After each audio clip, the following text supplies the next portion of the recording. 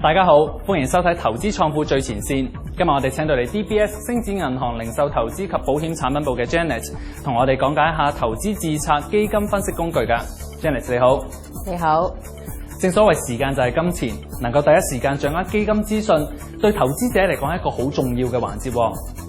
冇錯啊，所以我哋特別喺網上設立咗同 Morningstar 合作嘅投資自冊，提供網上嘅基金分析平台，俾客戶可以從多個角度去比較分析同埋篩選基金，而且投資自冊嘅功能先進，操作亦都好容易，方便投資者隨時隨地揾到好多好有用嘅資訊，掌握投資良機。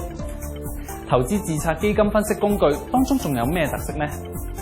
我哋明白投資者喺作出投資決定之前，會搜集一啲資料，譬如好多人都中意攞幾隻基金嚟到比較一下。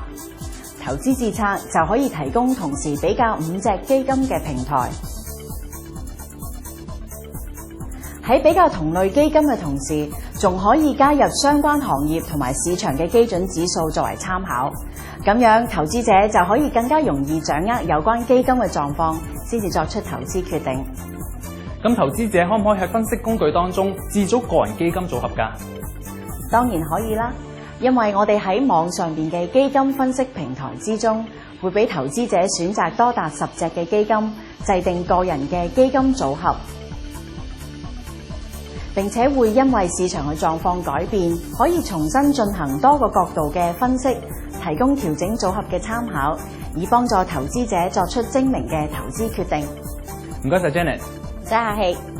要了解更多 DBS 星展銀行投資自冊基金分析工具，大家可以瀏覽呢個網址。下一次再見啦，拜拜。拜拜。